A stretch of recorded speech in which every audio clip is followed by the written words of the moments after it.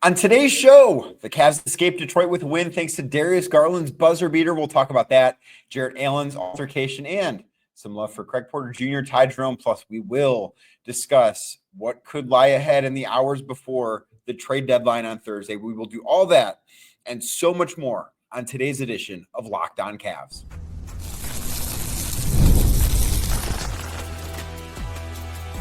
You are Locked On Cavs, your daily Cleveland Cavaliers podcast. Part of the Locked On Podcast Network, your team every day. What's up, everybody? My name is Danny Cunningham. You might know me from my time covering the Cleveland Cavaliers, places like my Substack, The Inside Shot, 92.3 The Fan, Cleveland Magazine, and a number of other stops along the way. I want to say thank you to you for making Locked On Cavs your first listen today and every day. You can find the show anywhere you get your podcasts, Apple, Spotify, anywhere else. Drop us a 5-star rating. Leave us a nice review. Be a friend. Tell a friend about Locked On Cavs. And if you're watching the show on YouTube, do me a favor. Hit that thumbs up button for me. Click subscribe and hit that notification bell so you don't miss the latest Locked On Cavs content. A proud part of the Locked On Podcast Network, your team every day. Today's show, of course, brought to you by FanDuel. Super Bowl 59 is here, and there's no better way to make every play more exciting than with FanDuel Sportsbook. New customers can bet just $5, and if you win, you'll score $200 in bonus bets. Download the app or head to FanDuel.com to get started. Today, the Cleveland Cavaliers beat the Detroit Pistons 118-115 here in Detroit on Wednesday night. As you can see, if you're watching on YouTube, my background looks a little bit differently. I'm sitting in the visiting head coach press conference interview room. So when you see Kenny Atkinson give his pre- and post-game press conference before and after the game in Detroit, this is exactly where he was sitting, and the lighting setup is still here. So I maybe I look a little bit brighter than I do, but that's why the background behind me is just plain black and not what you're normally used to seeing. But the Cavs won this game, and it was a game that I don't want to say they didn't necessarily deserve to win, but it was a game that they really put forth a masterclass in how not to close out the final minute of a basketball game, because this team was up by, I believe it was 10 points with a minute left, and Detroit came all the way back to tie the game. The Cavs fouled Cade Cunningham shooting a three-pointer, not once, but twice. He hit all 6 of those free throws. Asar Thompson got fouled. He hit a pair of free throws. There was also a layup, and that accounted for the 10 points. Like, the Cavs could not close out the Pistons, and give Detroit credit because they battled back. They, had no business being this close in this game. They played really well in the second half. They battled back. The Cavs looked like a tired team. But at the end of the day, Darius Garland was a superstar guard in this game. And Cade Cunningham was awesome on the other side for the Pistons. He had a great fourth quarter. But Darius Garland showed why he's an all-star, why he's an all-NBA caliber guard in the fourth quarter of this one. He had 18 points in the fourth, obviously.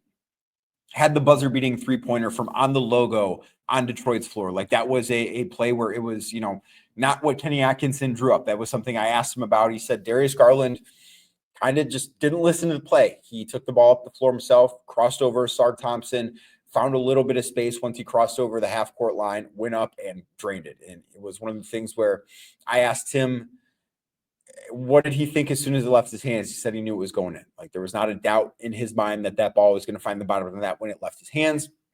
And I thought it was a really good moment for Darius.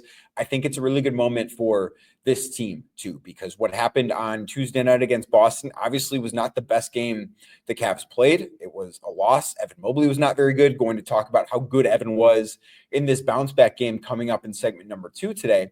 But the Cavs, I do think, responded the right way. They didn't have Donovan Mitchell in this game. He sat out with a shoulder injury. I don't think there's a big amount of concern there. He was around the team. He was in the locker room after the game. Even during the flagrant foul review on Jarrett Allen, he was shooting free throws while there was a contingent of Cavs fans behind the Cavs bench that were chanting Jarrett Allen, which I thought was a pretty cool moment to see. But that's the latest on him. And to get back to Darius Garland, he stepped up in the fourth quarter, and he didn't have, I didn't think, a very good first 3 quarters. He had several turnovers. I think he had 5 turnovers in this game. And it was just not what you are used to seeing from Darius. In the first half, I believe he had 7 points. And the fourth quarter is where he really shined. And that is kind of who Darius has been throughout this year. We've talked so many times about the options that the Cavs have when it comes time to close games. And obviously, on Wednesday night, one of those options was not available because Donovan didn't play. And I thought that the Cavs being able to use either Evan, who had a great game, not necessarily a great fourth quarter, or Darius, who had a great fourth quarter, not necessarily a great game, to close out a game on the second night of a back-to-back on the road.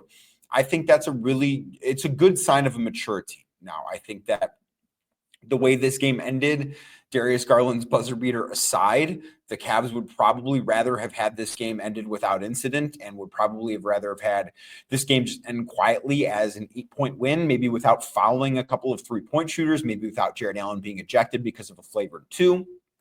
But a win is a win, and I do think that this is one that the Cavs can look at and say that mission accomplished. It wasn't the prettiest, but a win is a win, and they're hard to find in the NBA. And Detroit's a good team, too. Are they the Boston Celtics? Of course not.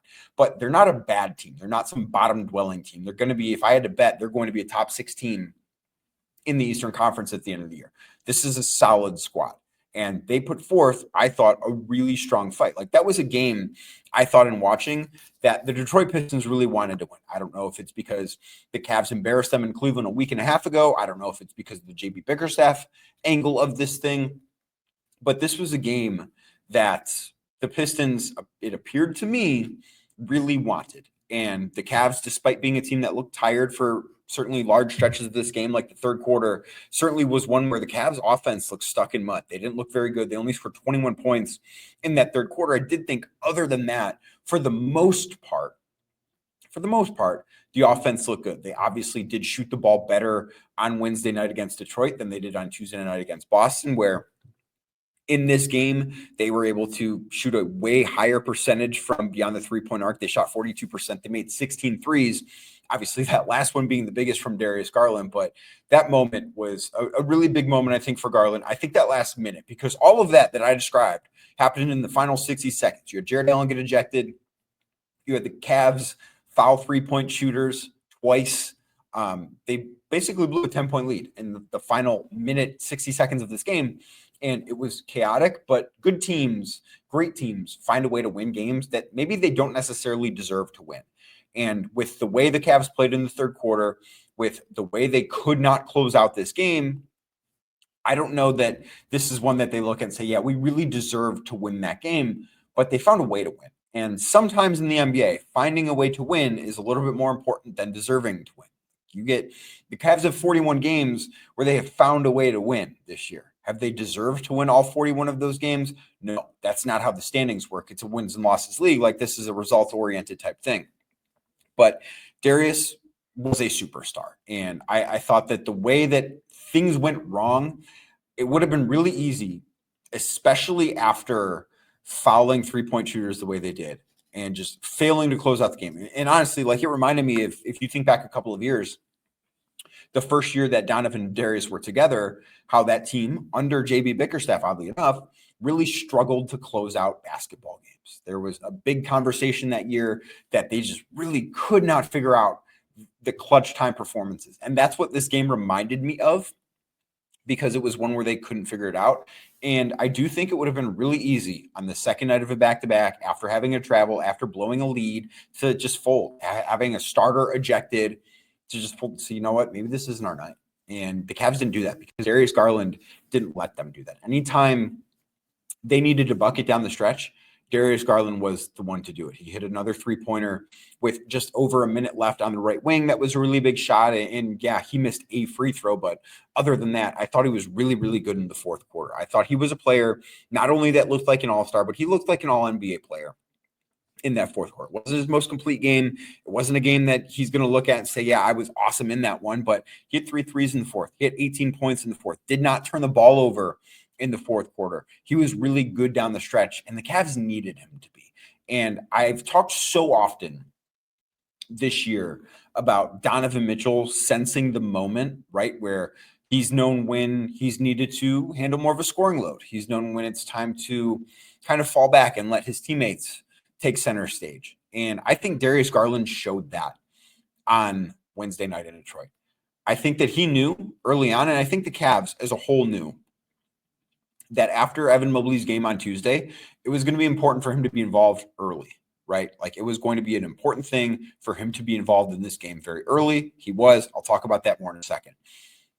But I also think he knew in the fourth quarter, okay, the Cavs need something from me. The Cavs need me to go out and be a scorer. They need me to take over. They need me to take control of this game. And the result is he scores 18 points in that quarter. And that was, to me, a great sense of the moment. I talk about it a bunch with Donovan because I think it is the most prevalent with Donovan.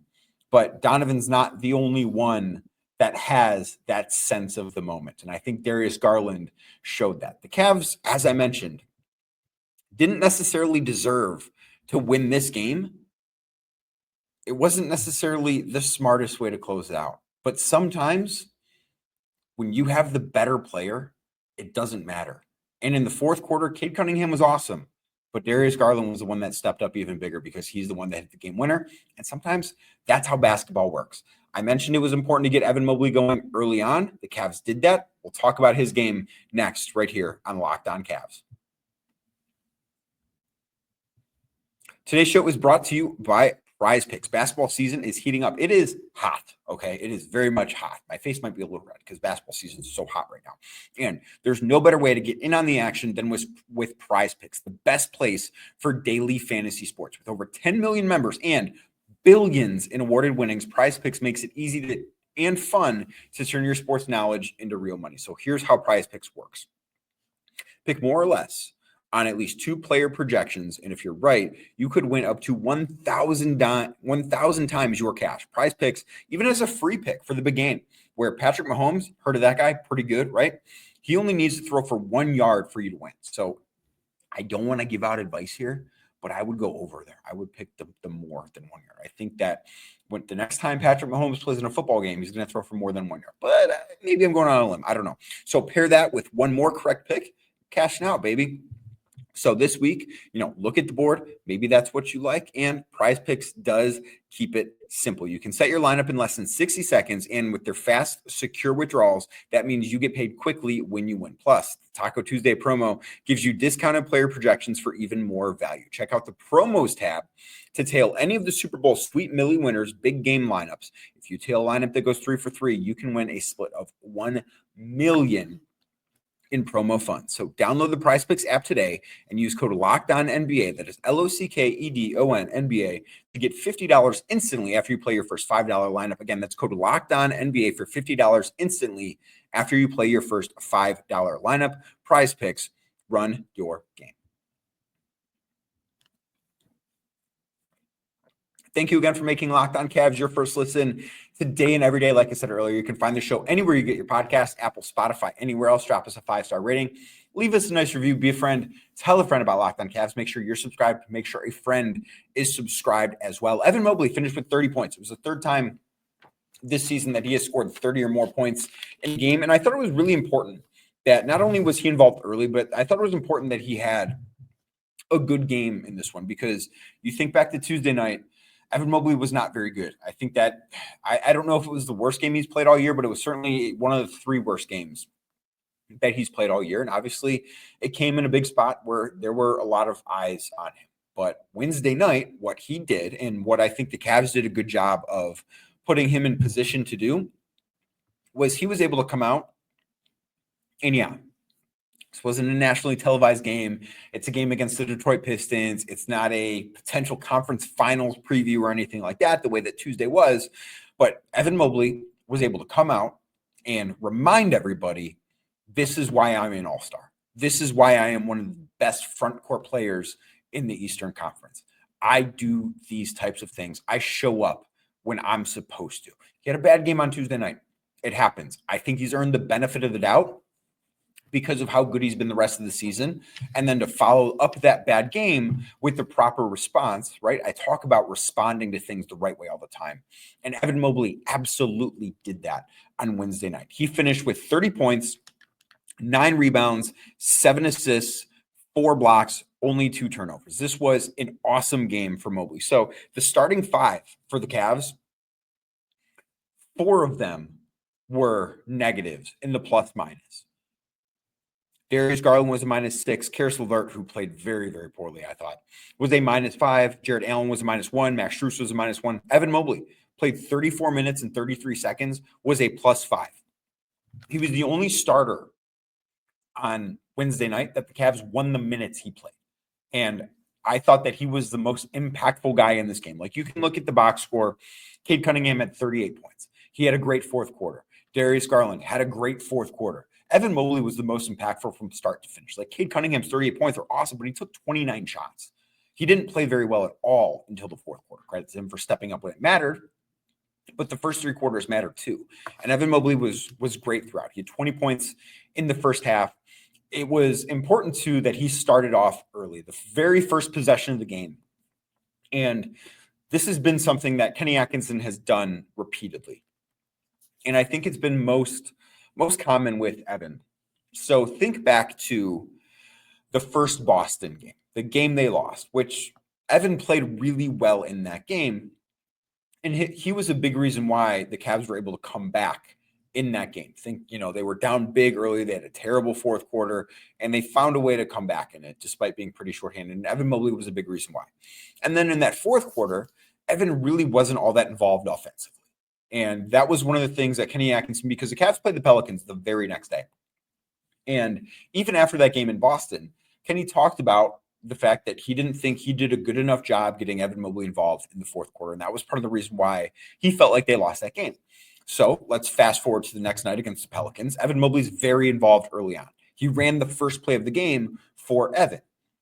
Let's go to tonight. And that's a little bit different because Evan didn't struggle in that game, but Evan struggled on Tuesday. So what happens on Wednesday, the very first play of the game is run for Evan Mobley. Evan hits a three from the top of the key. His shot looked better, which I was a little surprised that it looked better on Wednesday night, considering the leg injury he's been dealing with, that it was the second night of a back-to-back. Like, that was something that surprised me. It was a good thing, obviously, but that was something I was surprised by. Like, his three-point shot looked as the best it's looked since he came back. He hit 3 threes on Wednesday night, including that first play. He had, I believe, 10 points very quickly on. He scored, I think, 8 of the first 11 points for the Cavs in this game. It was something that you really I thought it was encouraging to see it. 10 points in the first quarter in the 9.5 minutes that he played, or almost 10 minutes that he played, was 3 of 5 from the floor, hit his free throws, finished through contact. I thought he played really, really well. And this was the type of performance that the Cavs needed to see from Evan Mobley. And if Evan Mobley is the guy he was on Wednesday night, and if he would have been that guy on Tuesday night, the Cavs beat the Celtics by 10 plus points. Like, that game would not have been close if Evan Mobley had this type of performance. Now, it's all about doing this against Boston when the postseason arrives, but this was a good reminder, I thought, that, hey, Evan Mobley's still really good despite the fact that he had a bad game. Okay, so let's talk about Jarrett Allen now, because that was very much something that we're not used to seeing.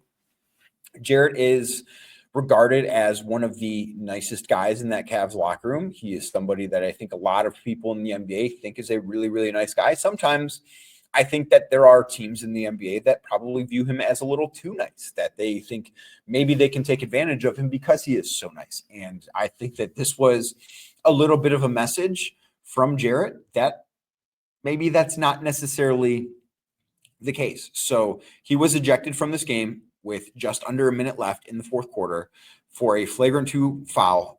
He set a very, very hard screen on Detroit's Asar Thompson. And Jarrett did not speak with the media after this game. He was not made available. And Kenny Atkinson, he was asked about this, and he said that his view was that Jarrett was slapped in the face by Asar Thompson and he retaliated. Of course, Kenny would have preferred that Jarrett not retaliated, but and getting the sense from the other guys I talked to in the locker room, they don't believe Jarrett is ever going to be the type to throw the first proverbial punch. Obviously, there were not punches thrown here, but just like proverbial punch. He's not going to be the one to start something, but he's not also going to be the one to back down from something. And I think that the way that he handled this, while it did almost cost the Cavs the game, I think that there are guys in that locker room that view that as a thing where they're glad that he stood up for himself in that situation. Not necessarily glad that he got thrown out of the game or, almost cost the team the game, because that situation really helped bring Detroit back into it. But I do think that they're happy that he's not going to be pushed around like that. And I think that is something that is important. Darius, one of the things that he was asked about after this game was that sequence of events where Jarrett got kicked out. And he said, basically, Jarrett is Detroit's a physical team, but Jarrett's not going to back down. And that Jarrett was getting pushed in the back on rebounds. He's getting pushed around a little bit, that he got slapped, and he's going to fight back in those situations. And it was something that he thought that the rest of the team really liked. And I asked him about if that type of thing, and this is a Cavs locker room that very much views themselves as a very tight-knit group. And I asked him if, knowing that, is this something that can bring a group even closer together? And he said, we got everybody, we have each other's back. Everybody knows that in this locker room. That's why everybody reacted the way they did, especially when it's our big, especially when it's Jay. He's one of the nicest guys in the league. For him to do something like that, it's a reaction. He's not going to be the first one to throw the first punch or do something dirty. It's a reaction. So we got his back whenever he decides to turn that side up. We got his back no matter what. I think that speaks volumes to who this Cavs team is. Now, would this game have gone smoother had that incident not happened? Probably. I don't think that the Pistons are able to come back because it fired them up too, and the Cavs lost one of their best players.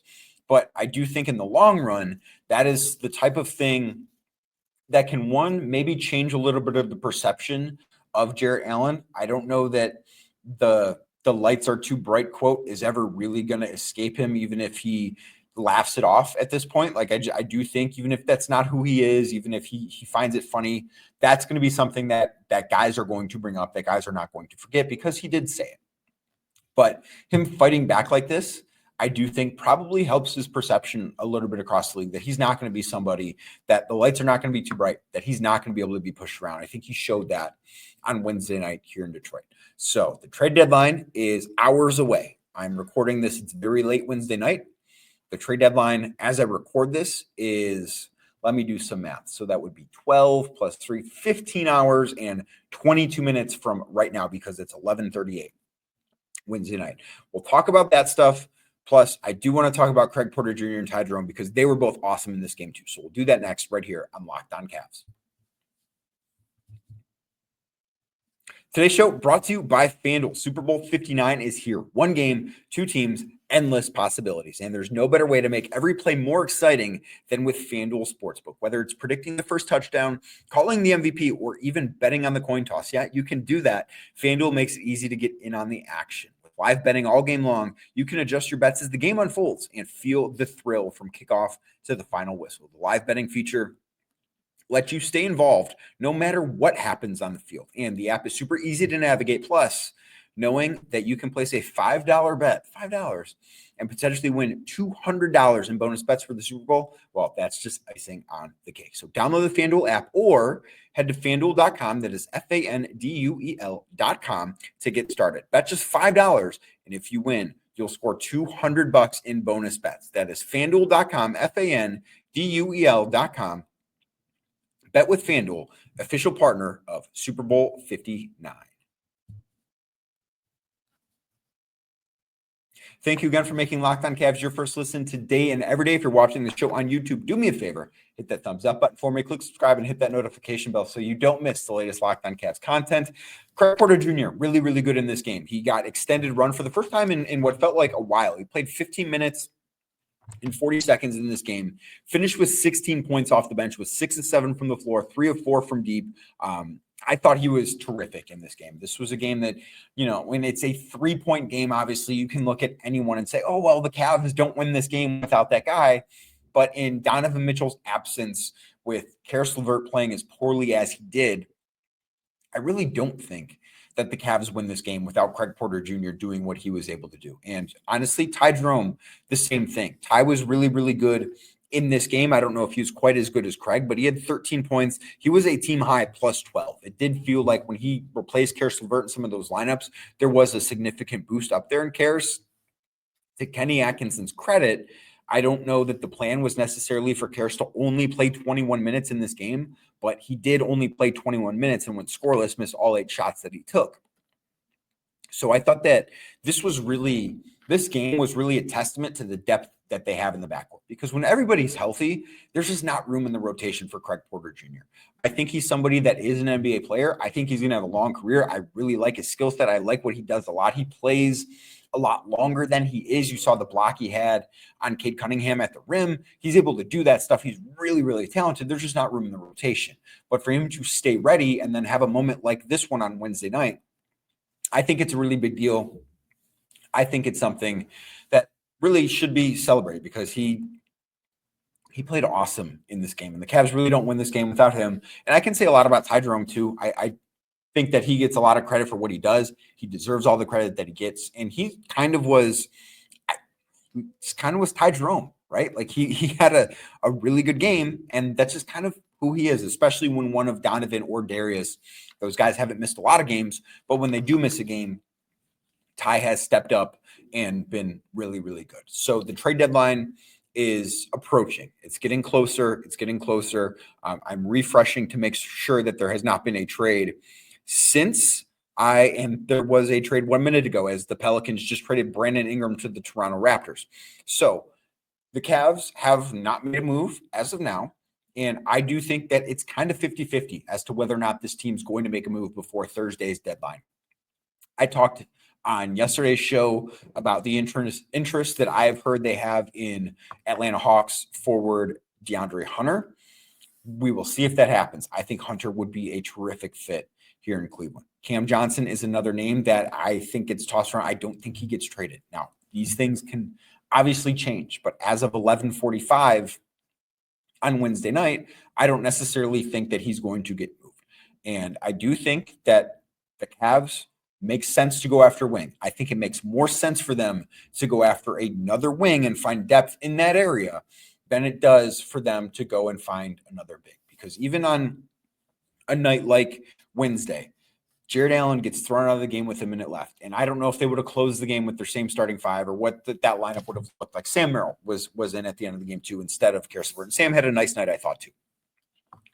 But I don't know if they would have closed it with Jarrett Allen. But we also saw him ejected, and they don't have to go to another big there. I actually think it gives them, if they have more wing depth, it gives them the ability to put together, I think, a little bit some more creative lineups. I just do wonder if I think that should be the direction they go if they do make a move. Now, I did ask Darius Garland on Wednesday night after this game if he thinks this team has enough to achieve its goals, and he said, yeah. And that has been the common sentiment that the guys in this locker room do not think that the Cavs need to go out and make a trade to better their championship chances. They think, and they have openly talked about winning a championship is the goal. They think that they are good enough as is to go and win a title this year. Does Kobe Altman agree with that? I don't know, but we have until 3:00 on Thursday to find out. I'm sure it's going to be very interesting with the Cavs and, of course, across the rest of the NBA. But thank you for making Locked On Cavs your first listen today and every day. Like I said earlier, you can find the show anywhere you get your podcasts, Apple, Spotify, anywhere else. Drop us a 5-star rating. Leave us a nice review. Be a friend. Tell a friend about Locked On Cavs. And if you're watching on YouTube, do me a favor. Hit that thumbs up button for me. Click subscribe and hit that notification bell so you don't miss the latest Locked On Cavs content. I will be back if something happens. If not, I'll talk to you tomorrow.